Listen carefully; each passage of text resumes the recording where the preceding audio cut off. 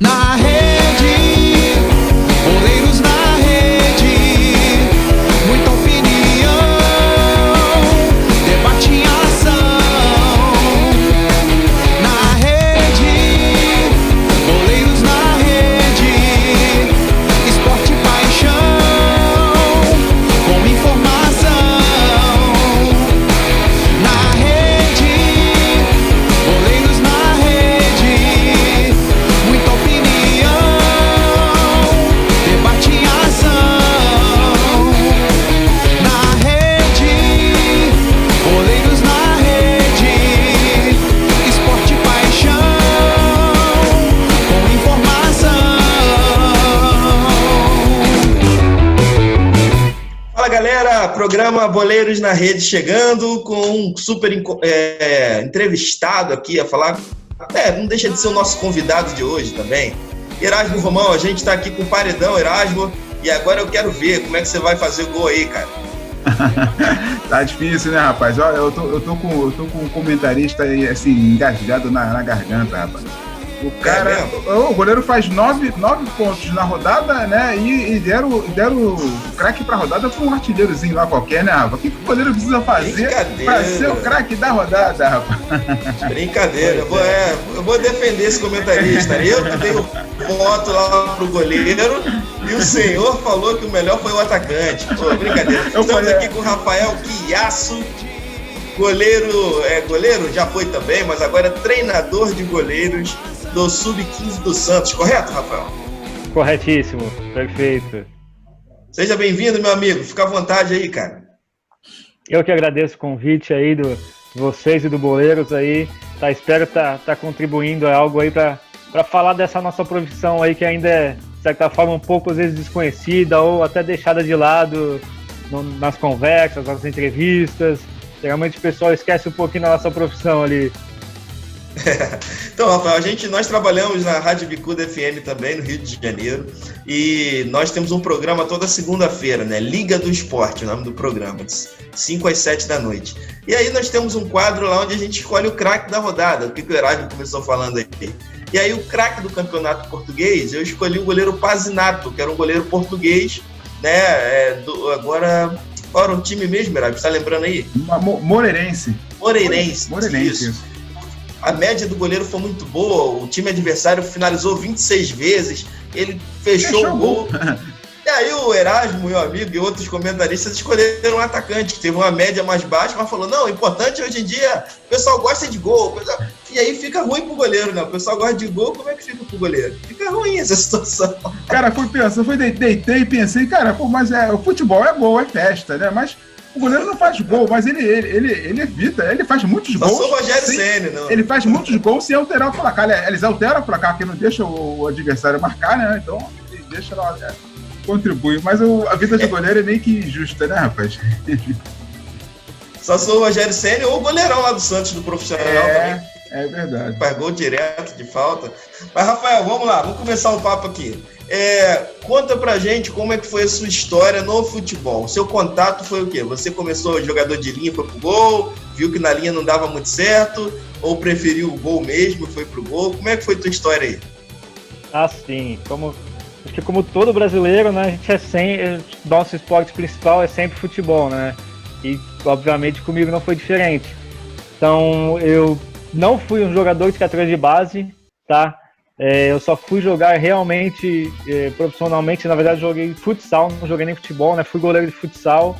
A partir dos 20 anos que eu comecei a jogar, né? Até então eu jogava ali ligas amadoras, torneios amadores, universitários, e foi um desses torneios universitários que me fizeram um convite para atuar nas equipes ali da região de Santos, né? No futsal mais profissionalizado.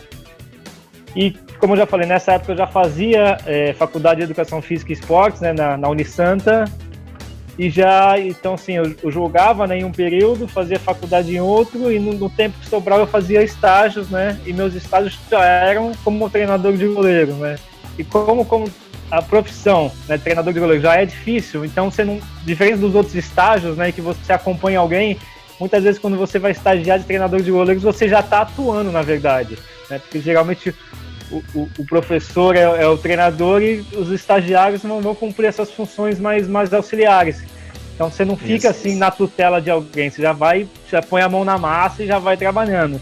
Então eu trabalho, né, praticamente com treinador de goleiros desde 2000, né, comecei lá na Liga de Futebol Amador de Santos, tá? Nós tínhamos uma liga amadora de futebol, né, então eu trabalhava com as categorias de base lá, de sub-15 para cima. E a partir daí eu sempre alternava, né, esse tempo de treino, né, nós treinávamos à noite, os campeonatos também eram à noite, então à tarde eu sempre fazia esse estágio e estudava de manhã. Assim, eu tinha o dia bem lotado, bem cheio, era bem cansativo, mas com certeza sempre vale a pena, né? E a partir daí a gente foi. Aí quando eu cheguei ali para os 24 anos eu resolvi encerrar, né, porque na verdade, assim, como eu falei, eu comecei com 20 anos por ter recebido um convite, assim, mas nunca foi algo que eu busquei, não. Nunca busquei ser um jogador profissional, diferente da grande maioria, né, da nossa população, nunca busquei isso. Isso simplesmente aconteceu e eu encarei, joguei um pouquinho. Quando eu vi que na verdade o que eu queria mesmo, né, o que eu gostava mais também é ter esse lado de ensinar, né, eu parti bem para essa área aí. Então já trabalhei com diversas equipes, né, trabalhei desde crianças lá de sub-7 até categoria adulta, até profissional, trabalhei com futebol feminino, trabalhei com futebol masculino. Então nesse meio aqui de treinador de goleiros já vivenciei equipes com alta estrutura, né, como o caso do Santos, como também equipes sem estrutura nenhuma, que muitas vezes você tem que levar material de casa para trabalhar.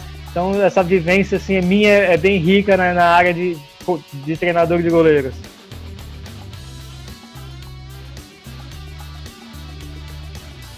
Bacana. Fazer essa pergunta. Vamos lá. O Rafael, eu vou defender a ala feminina aqui. Vai fazer essa pergunta. Na nossa live tem aqui a Marta Assis. Eu estou falando. A Marta Assis, né, grande amiga nossa, sempre companheiras aqui, acompanhando nossas lives, nossos vídeos. Ela pergunta o seguinte: porque todo homem quer ser jogador, né? Ou seja, o futebol é paixão, acho que todo menino. Mas eu te faço uma pergunta nessa linha aí. Rapaz, porque todo goleiro bom tem que ter aquela cabeleira, né? Aquela vistosa, bonita, né? O Alisson, o goleiro da seleção, né? Tafarel foi um dos maiores goleiros aí também, outro que tinha visto. Só o Marcos que é exceção nesse negócio, o restante, Emerson Leão, né? Tudo aquela cabeleira. O goleiro tá me cheirando inveja, hein? Tá me cheirando inveja. Exatamente. Mas eu fico também com esse problema. Mas assim, é uma posição interessante, que onde os negros não tem tanto destaque. Eu não entendo muito, mas assim, na grande maioria é sempre aquele cara aquele figurão bem apessoado, né? Tipo, ator, né, de cinema. Não é interessante isso? É interessante, na verdade você tocou num assunto aí que até no meio assim, o pessoal tem muito preconceito, né, com goleiro negro, e na verdade alguns estudos, né, hoje talvez até alguns clubes, vou citar até o Red Bull Brasil, que eu sei que o Bruns busca isso, esses goleiros mais negros, né, porque assim como os velocistas, né, eles têm um grande percentual de fibras brancas, que são as fibras que produzem a força muscular e explosão, e geralmente na raça negra ela tem mais, né? Então muitas vezes também a captação tá em cima, tá esquecendo desse detalhe, né? Então a gente tem que realmente repensar, como eu já falei, repensar na profissão inteira, né? Nosso o treinamento de goleiros no Brasil precisa evoluir. Acho que os europeus estão bem na frente nossa, tá? Até por a gente buscar muito esse tradicionalismo, como a gente falou, o brasileiro nasce jogando bola, então a gente é um povo que pensa, que conhece tudo de futebol, e a gente muitas vezes evita esse intercâmbio com outras culturas, outras influências, e eles estão, Lá fora você vê essa linha metodológica crescendo muito, a linha de captação de atletas crescendo muito, né, e a gente aqui está esquecendo de vários detalhes aí na nossa profissão. Inclusive na NBA, né, que é um esporte magnífico, um esporte que envolve muito dinheiro, os negros, eles têm esse estudo científico, né, que a preferência pelos negros, inclusive, porque por causa dessa situação. Exatamente. No basquete, isso funciona muito a favor dos jogadores da raça negra. Perfeito. Se você pensar na posição do goleiro, né, com a posição que você vai toda hora saltar, que você vai ter essa busca de força e velocidade, com certeza seria o tipo genético ideal para estar na posição. E não analisando a questão beleza que o Erasmo falou, mas a gente teve um grande goleiro que foi o Dida, né? Exatamente nessa situação aí. Não analisando a beleza que o Erasmo está citando ali, mas analisando a qualidade do goleiro, né? Tivemos o Elton no Vasco também. O Jefferson no Botafogo. Europa depois. Inclusive, o grande goleiro. Então, não tivemos... A gente tem nomes bons, mas não são tantos quanto de outras raças. Rafael, trabalhando no Santos há quanto tempo, Rafael? Eu trabalhei, eu tenho uma história até bem legal no Santos, porque eu comecei a trabalhar com futebol feminino em 2001, lá, então trabalhei de 2001 até 2004 com futebol feminino, né, na época com o Cleiton Lima, que depois se tornou treinador da seleção brasileira. Depois eu saí e voltei em 2011 com o futsal, e aí fiquei 2011 até hoje eu estou lá ainda. O Rafael, o Santos ele é um time, é um clube que tem muita tradição em revelar excelentes jogadores, né, principalmente de linha, mas não de goleiro, né? Eu acho que o grande goleiro que o Santos teve foi, por exemplo, o negro, né? O Edinho. Acho que o Edinho foi o goleiro que teve mais, assim, uma carreira mais sólida do Santos. Gente, eu não tô lembrado. Sim. Eu acho que o Rafael, ele veio da base. Rafael Cabral, né? É isso, Rafael Cabral, e só que assim, ele foi vendido cedo, né? Ele jogou muito jovem no Santos, ganhou 2 Libertadores. E isso é ótimo. É ótimo goleiro, Muito bom goleiro, bom goleiro. Uhum. E aí, o Vladimir, né? Da vez é o John agora? Acabou sendo emprestado. Sim. O John é um bom goleiro. O John é a bola da vez. Temos o John, temos o João Paulo também, que é um goleiro novo, que veio da base, que também já está no profissional. Temos bons goleiros ali promissores. Agora, diferente dos jogadores de linha, né, que o Santos promove, os goleiros também haveria essa necessidade de promover, de realmente colocar. O pessoal ainda também... É outro problema na nossa posição, que o pessoal não promove goleiro, né? Por ser uma posição que exige de certa responsabilidade, certos cuidados, muita experiência para jogar que conta, então o goleiro também acaba tendo poucos jogos, né? Pouco tempo de jogo. Acho que também os clubes em geral deveriam também apostar em colocar goleiros novos em alguns jogos, para realmente dar a experiência da minutagem. Geralmente os clubes emprestam esses jovens para depois voltar, mas eu acho que talvez essa solução de problema interna seria melhor feita, porque você tem bons valores que você acaba não aproveitando. É verdade. Além de com jornalismo, com reportagem, assim, nós trabalhamos, eu e Erasmo, especificamente com música também, né? Nós somos músicos. Então, assim, a gente sabe dos cuidados que precisamos ter com adolescente, como em relação à voz, em relação aos cuidados técnicos mesmo com cada um. Com treinamento de goleiro, eu sei que você também precisa ter alguns cuidados que, por exemplo, não fosse um adulto, um jovem, né, adulto, você já não precisaria ter tantos cuidados assim. Qual é essa grande diferença do trabalho com um adolescente ou com uma criança e adolescente para um adulto, assim, aquilo que você tem que segurar um pouquinho, fala um pouquinho especificamente do seu trabalho ali com eles, o que você tem que segurar um pouquinho, aquilo que você pode explorar um pouco mais, como que seria essa grande diferença aí? Sim, eu acho que cada idade é um trabalho totalmente diferente, né, e muito diferente da categoria adulta, né.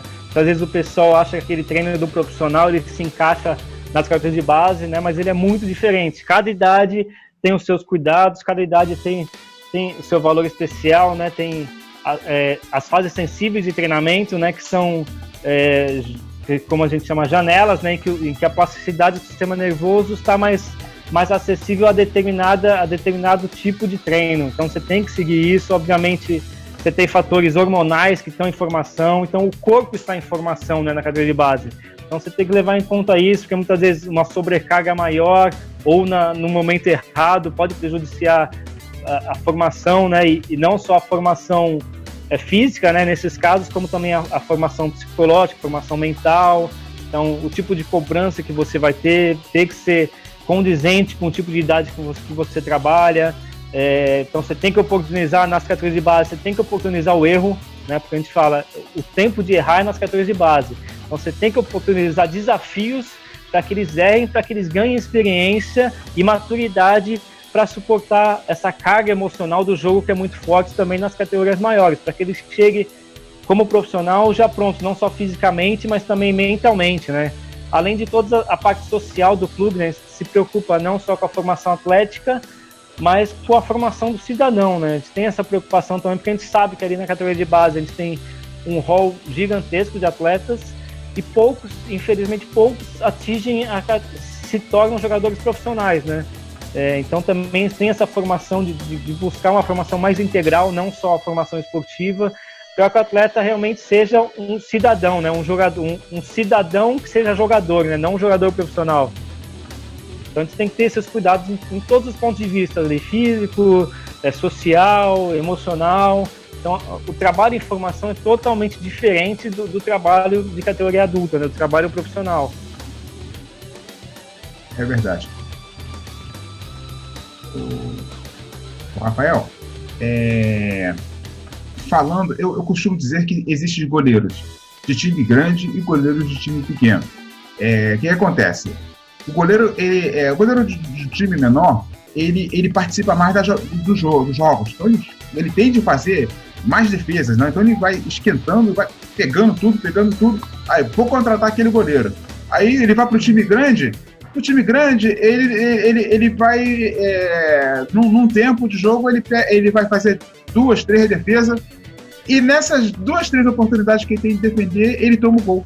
Mas, caramba, mas aquele goleiro defendia tudo lá no time pequeno. E como é que você vê isso? Ou como é que isso é tratado pro goleiro? Porque o goleiro, a tendência é que o goleiro atue muito, né? Reflexo vai ficar furando quente ali, ele vai defender, mas às vezes ele passa quase o tempo inteiro sem pegar na bola, e a que vai pro gol, ele toma. Então como é isso visto frio, né? Vamos dizer assim. Como isso é visto nos treinamentos? Não, ótima pergunta, porque é exatamente isso, né? Muitas vezes a gente vê um goleiro, ele tem várias ações durante o jogo, então o seu nível de concentração praticamente ele é ativo o jogo inteiro, né? Porque toda hora ele está sendo acionado. E aí quando ele muda para um cenário em que ele é pouco acionado, muitas vezes ele se distrai, né? Ele perde a concentração e isso acaba sendo fatal, talvez no único lance que aconteça com ele, porque ele realmente ele perdeu o foco do jogo, né? Então realmente esses fatores emocionais, né, e psicológicos, eles devem ser trabalhados o tempo todo com o goleiro. Então, assim, como a gente fala, o goleiro ele tem que saber, a gente sabe que quando a gente estuda a concentração e a atenção, né, a gente sabe que ela é limitada, né? A gente consegue ter concentração intensa ali por cerca de 20 minutos, né? E a gente sabe que o jogo ele tem 90 minutos. Então o goleiro também precisa ensinar o goleiro aos momentos certos de concentração e aos momentos certos que ele consegue relaxar um pouquinho a sua atenção, né? Para voltar com um nível maior de concentração. Então a gente tem que saber também ensinar isso ao goleiro, né? De que os momentos certos que ele pode se concentrar, os momentos certos que ele pode relaxar. Então tudo isso também tem que fazer parte do treino. Porque, como você falou, o futebol é um jogo de momentos e esses momentos, no caso do goleiro, eles podem ser fatais, né? Aquele detalhe que vai acontecer que vai ser fatal. Você pode estar preparado no treino lá, você pode estar preparado para pegar 100 bolas, mas no jogo muitas vezes vai só uma. Você tem que estar com um nível mental, né, principalmente de concentração, pronto para essa uma bola que vai. Você comentou no início, né, que a profissão de treinador de goleiro não é muito ainda reconhecida e valorizada. Por que você justifica isso. Qual o motivo que não valorizam muito a profissão de treinador de goleiro, na sua opinião? Perfeito. Eu acho que no Brasil, em si, a posição a gente não valoriza, né? Você vê o goleiro, como vocês citaram aí no caso do goleiro português, né? Ele já não é tão valorizado, é uma posição que como o pessoal fala, o ruim vai pro gol. É diferente de outros países, por exemplo, a Alemanha, em que eles têm uma super valorização do goleiro. E isso é uma das causas que eles têm, você vê na história da Alemanha aí, desde Sepp Maier lá, fantásticos goleiros, né? No caso você citou o Neuer, mas você pega o Ter Stegen, talvez hoje esteja talvez até no nível de jogo maior que o do Neuer. Então você vê, por exemplo, a escola americana, a escola alemã com excelentes goleiros, a escola italiana com excelentes goleiros, a escola espanhola com excelentes goleiros, porque a posição também é muito valorizada, né? E aqui no Brasil a posição já não é tão valorizada. Então, quanto mais o seu treinador, né, será. E também existe não só a culpa da cultura, mas também a nossa culpa também por isso, né? Porque se você pegar o cenário geral dos clubes, o treinador de goleiros muitas vezes ele se isola demais, né? Então você tem as especificidades do goleiro para trabalhar, mas muitas vezes os treinadores se esquecem que o goleiro ele joga um jogo coletivo, né? Então, se você joga um jogo coletivo, você tem que criar esses elementos de jogo coletivo no seu treino. Então, você tem que criar os elementos de interação, né? Que ele coopere com a sua defesa e saiba se opor ao adversário. Isso é extremamente importante e eu acho que é a grande falha nossa dos nossos treinadores, né? Você vê, por exemplo, os nossos erros não são erros técnicos, isso, são erros de tomar de decisão, né? Aqueles erros de ele devia ter saído, mas não saiu, ou ele foi antes, né? E deveria ter ido antes e foi depois. Então são os erros muito mais ligados à tomada de decisão, e essa tomada de decisão é um comportamento coletivo, né? Porque ele treina num ambiente que é ele o treinador, só que quando ele vai no jogo tem três adversários na frente deles, tem mais um zagueiro chegando para cooperar com a defesa. Então é um ambiente muito diferente, muitas vezes de forma visual do que ele treina, né? Então a gente tem que também levar isso em conta para o treino, e eu vejo, por exemplo, o treinador de goleiros como um auxiliar técnico. Então ele tem que atuar como auxiliar técnico. Por exemplo, o treinador de goleiros poderia ser, como talvez no futebol americano, que você tem vários treinadores ali, talvez um treinador de defesa, não só do goleiro, mas ele tem que entender da defesa, ele tem que coordenar ali os fatores, porque praticamente tirando o pênalti, todas as ações dele do jogo são coletivas. Então ele precisa aprender também a interagir o tempo inteiro com os seus jogadores, né? E lá na Europa, né, isso já é uma realidade. Você já vê um ciclo de treinamento muito mais com cooperação, você vê o jogo com os pés deles, né, como eles conseguem construir melhor, né, porque você não tem uma figura isolada treinando fundamento, você tem uma figura que treina em cima de situações de jogo, né, e não apenas de ações. E, Rafael, às vezes, não só de defesa, mas às vezes de ataque, porque você vê tantos gols saindo aí de um goleiro pegou a bola e já lança logo para o atacante, para o meia, já dá prosseguimento à jogada. Então, assim, a defesa, obviamente, como você bem colocou aí, mas às vezes o contra-ataque também, o contra-ataque veloz, onde o goleiro já joga para o atacante vai lá e faz gol. A gente vê muito isso também. De jogo, perfeito. Isso. Agora, o Rafael, nós entrevistamos o Jefferson Paulino, goleiro do Guarani. Ele tem uma consciência tática tremenda. Eu acompanhei alguns jogos dele, eu percebo que ele tem uma saída de bola diferente, e depois, conversando com ele, eu pude perceber que ele tem uma consciência tática. Eu acho que isso é muito importante para o goleiro, para ele já ter a noção, né, do que ele vai fazer. Não é apenas chegar e dar bola, escolher aleatoriamente um jogador para sair a bola, mas como sair, né? O Jefferson Paulino usa bem os pés. É nessa linha que o goleiro precisa ter essa consciência tática também? Perfeito. E eu vejo novos goleiros já com outro tipo de mentalidade, né? Não só goleiros, os nossos atletas em geral, você vê num nível talvez intelectual maior do que em tempos antigos, né? Você vê talvez eles com um grau de instrução maior, então você já não vê aquele treinador que pode xingar o tempo inteiro o atleta, que já não é mais aceito no meio. Então eu vejo os atletas de hoje em dia com essa mentalidade, né? Cada vez entendendo melhor o jogo, e com certeza vem desse ponto também, de compreender, porque, como eu falei, uma estrutura de treino ou de jogo, eles são várias perguntas que você tem que responder em si, né, no jogo, né? Ou seja, primeiro, o que eu faço com a bola, para quem eu passo, em que momento do jogo eu passo, e tudo isso tem que estar do treinamento, né? O treino tem que se espelhar o jogo. Então, no caso do goleiro não é diferente, né? Muitas vezes você treina só gesto motor, né? Você só sabe como fazer tudo, mas você não sabe quando fazer, ou o principal detalhe do goleiro, né? O que eu tenho que fazer. E o treino do goleiro muitas vezes já está pronto, né? Você vai fazer isso aqui, você vai fazer 3 quedas rasteiras lá. E no jogo ele tem esse nível de complexidade é difícil, ele não sabe qual a própria aproximação dele. Então você não pode ter um treino, como eu já falei, um treino de respostas, né? O treino tem que ser umas perguntas para que ele resolva. É um processo de solucionar problemas, né? Não um processo de você dar, como treinador, dar as respostas prontas para os atletas. Perfeito. Erasmo, eu vou fazer as assistências com eles aqui. Você é goleiro e tal, mas assim, no futsal o goleiro faz muito gol. Não sei se você é assim também, era assim. Aqui, vou te fazer umas assistências. Eu vou te mandar umas perguntas e você lá, pá, manda pra rede. Vamos lá. Minha referência na vida. Minha referência é... Cara, na vida é Deus. Um lugar especial pra mim é... A praia. Santos, tá certo. O estádio que mais gostei de ter ido foi... Vila Belmiro. Cara, é uma magia, né, cara? É uma magia essa Vila Belmiro. Ali é diferente.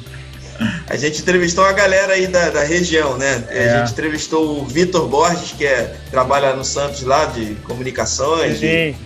Entrevistamos ele também, a mesma resposta dele também. Ali é mágico.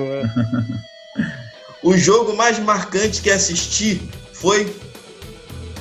Cara, foi um jogo de futsal, Santos e Corinthians, que o gol saiu no último lance do jogo. Foi de goleiro, não? Aí seria o máximo, né? A melhor seleção brasileira que eu vi jogar foi... Cara, que eu vi jogar foi a campeã de 2002 ali. Show. Meu hobby é... Futevôlei. É meu vício. Então tem habilidade. Falou futebol, então o cara, né? É verdade, não. Eu joguei um pouquinho. Ó, um filme, série ou um livro que você indicaria para a quarentena da galera aí? Cara, eu sou leitor, né? Então, eu coleciono livros, tanto que eu tô nessa quarentena aqui com uns 12 livros simultâneos para ler. Caraca. Eu gosto de estudar, estudo muito. Então, um filme, cara, que eu vi e gostei muito foi a história do Keylor Navas. Eu achei fantástico. Não conheço essa ainda não.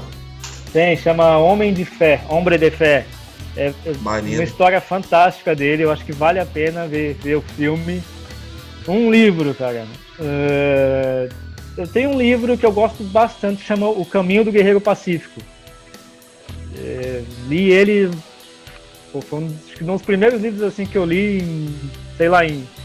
nos anos 90 ainda, mas eu ainda tenho ele assim, eu gosto bastante desse livro, inclusive fizeram uma adaptação de um filme para ele, né, que chama Poder Além da Vida, então eu indicaria ele para quarentena. Show. E um seriado, um que eu acabei de ver, aquele foi The English Game, também eu achei bem legal, e o do Jordan também, que é sensacional. Tá na minha lista de English Game, que eu tô vendo do Jordan agora. Tá na minha lista pra assistir também. Sensacional. E teve o Match Day do Barcelona também, que é muito bom, cara. Tô vendo em paralelo com o do Jordan. Ó, o meu segundo esporte preferido é... Futevôlei. Um parça na profissão, um parceiro da profissão. Tem bastante amigo, cara, mas tem um assim que trabalhou muito comigo, que foi o Fabinho, um preparador físico, que eu trabalhei acho que uns 4, ele foi meu preparador físico no futsal como atleta, e depois eu trabalhei com ele em mais uns 3 ou 4 clubes aí. Hoje ele continua trabalhando na preparação física? Hoje ele é preparador físico da Portuguesa Santista, da Briosa. Sim. O melhor goleiro brasileiro da atualidade é? É o Alisson. E ele é o melhor goleiro do mundo ou você escolhe outro? Que é a segunda pergunta que eu te faço. Eu acho que assim, o melhor goleiro do mundo, eu não gosto desse tema, porque eu acho que eles têm um hall de goleiros e depende de muitos fatores para você escolher o melhor. Então eu acho que não tem o melhor. Acho que nós temos ali um ranking ali de Alisson, Ederson, o Ter Stegen, o Oblak. Eu acho que esses são os melhores do mundo. Assim. Mas assim, você assemelha a sua característica como treinador de goleiro. Qual que você gosta mais? Sua característica. Você que você seria o técnico da seleção do mundo. Qual seria o seu goleiro titular? Então, eu acho que dependeria da seleção do mundo, né? Porque tem muito, como eu falei, tem muita interação de como você vai jogar com os outros. Não, mas a seleção é sua, você escolhe. Eu particularmente gosto muito do Ter Stegen, cara, do Barcelona. Eu acho ele sensacional. Somos dois, mas assim, o Alisson também. O Alisson também, Ederson, são hoje os goleiros top dali do mundo. Meu sonho é? Acho que seguir a seleção brasileira, né? Muito bom. Todos os clubes deveriam ter um currículo de formação dos seus atletas, e poucos têm. Última pergunta da lista aqui. Vou indicar essa resenha para quem você vai indicar para a gente bater um papo também? Para vocês conversarem? Isso. Que seria legal. Cara, nós temos um treinador, acho que do Sub-20 muito bom, que é o Pablo, que também ele jogou na Espanha, foi jogador de futsal na Espanha, depois voltou para o Brasil, ele se formou, se eu não me engano, lá como treinador, voltou, já atuou várias equipes aqui, Red Bull, esteve no Bahia, está com a gente agora. Eu acho que seria um nome bem interessante. Show! Eu vou pedir que você faça o meio de campo aí, bate um papo com ele lá, falar com eles, e falar para ele que tipo de conversa é assim, que não vai entre nada de polêmica, nada, é só para trocar ideia, para saber da carreira do cara, dos sonhos, a visão dele, valorizar a profissão do cara também. E aí, bate esse papo lá com ele, depois tu fala, se ele aprovar, tu fala comigo aí que a gente entra em contato. Só tem outro cara muito interessante também. Vai fazendo a lista, tem problema não. É um amigo meu de Portugal, o Fernando Araújo, treinador de goleiros também é um brasileiro que se mudou para lá e com certeza foi para um outro meio, né, um outro métier ali do esporte, tem uma outra visão. Inclusive ele é formado, ele foi professor aqui, ele é carioca, inclusive, ele foi professor de não sei que universidade de gestão esportiva, então o cara tem outra visão assim global de tudo, muito, muito legal também. Ótimo, bate um papo com essa galera aí, depois manda um contato pra gente. Vai ser a terceira vez que a gente vai para Portugal aqui na quarentena, terceira pessoa legal, que a gente vai entrevistar de lá. Bacana. Erasmo, gostou do papo aí com o nosso grande treinador de goleiro? Poxa, Rafael, muito legal, muito bom conversar contigo. Eu fico muito satisfeito de saber que existem profissionais estudiosos, principalmente na categoria de base, né? Pessoas bem preparadas, preparando os jovens aí para ingressarem nessa carreira. Que você suba nessa carreira, que você cresça nessa carreira. Estudioso como você eu te desejo boa sorte, com certeza você terá excelentes sortes aí e vai alçar voos maiores nessa carreira aí. Parabéns, muito obrigado pelo seu tempo aqui conosco. Imagina, eu que agradeço, foi um prazer estar aqui, agradecer até mais o convite de vocês, tá? E sempre que tiver precisando aí de qualquer coisa referente a goleiros, podem me procurar. E prazer a vocês, prazer a todo telespectador aí que estiver nos assistindo, tá? Muito obrigado mesmo. Se alguém precisar de indicação de livro, vou mandar perguntar para o Rafael, né? Eu tenho uma biblioteca em casa.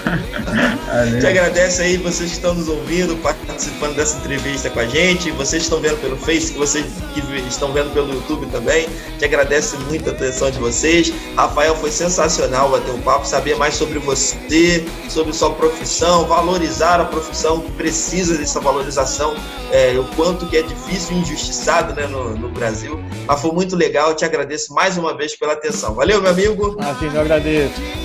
Valeu, gente. Valeu, galera. Deixa um abraço aí para vocês E é isso aí, continua curtindo aqui o vídeo, se inscrevendo, compartilhando pra geral. Fui! Na